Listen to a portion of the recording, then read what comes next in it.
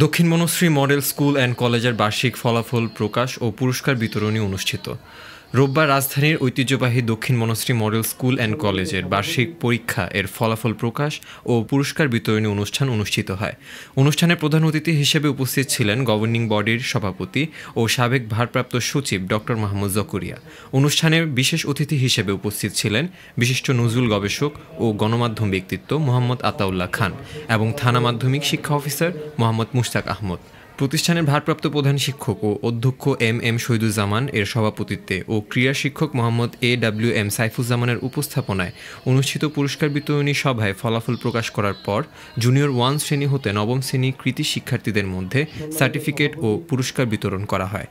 প্রধান অতিথি এই অনুষ্ঠানের ঐতিহ্য উল্লেখ করে একাডেমিক ভবিষ্যৎ পরিকল্পনা তুলে ধরেন। তিনি আরও বলেন, ভবিষ্যতে প্রতিষ্ঠানের কলেজ শাখায় ছাত্র ও ছাত্রীদের ভিন্ন পৃথক শিফট চালু করার উদ্যোগ গ্রহণ করা হবে।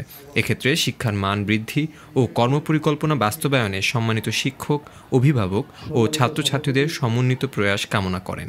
তিনি আগামী সেশন থেকে পৃথক শিফটে ছাত্র ও ছাত্রীর ভর্তির জন্য অভিভাবকের আহ্বান জানান। আমরা স্বাধীনতা ফিরিয়েছিলাম। যেমন এতদ অঞ্চলে এক সময় সম্রাট শশাঙ্কের পরে এদেশে অন্ধকারাচ্ছন্ন যুগের সৃষ্টি হয়েছিল, যাকে আমরা ইতিহাসের মাৎসর ন্যায় বলে থাকি।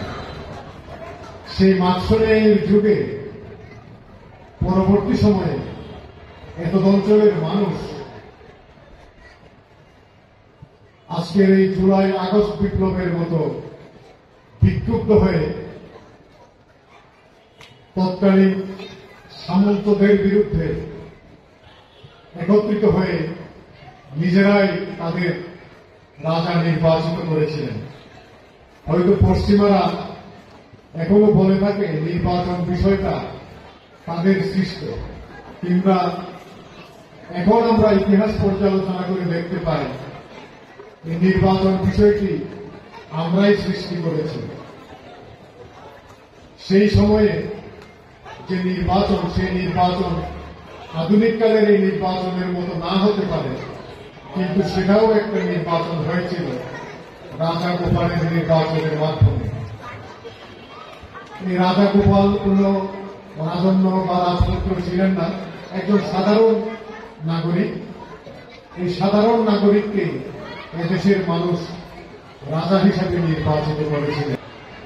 আজকে থেকে 5 মাস আগেও কল্পনা করে নেই এই স্কুলের একজন ছাত্র শুরু পুরো বাংলাদেশকে পাল্টিয়ে দেবে।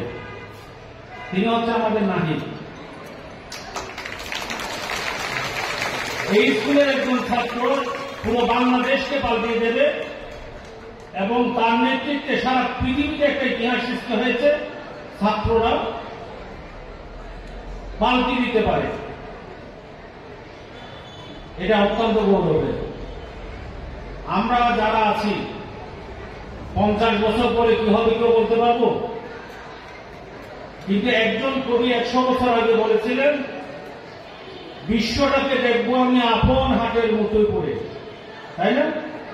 আমরা হাতের মুঠোয় করে পৃথিবী দেখি, তো মোবাইলের মধ্যে সারা পৃথিবী দেখি না। এটা কে বলেছেন? একজন কবি। কত বছর আগে? 100 বছর আগে। আমরা বলি ডিজিটাল বাংলাদেশের স্বপ্নদ্রষ্টা, ডিজিটাল বিশ্বের স্বপ্নদ্রষ্টা, অথচ ডিজিটাল বিশ্বের স্বপ্নদ্রষ্টাকে একজন কবি কাজী নজরুল ইসলাম। হাসান মাহির, নিরপেক্ষ, নিউজ ডেস্ক, ঢাকা।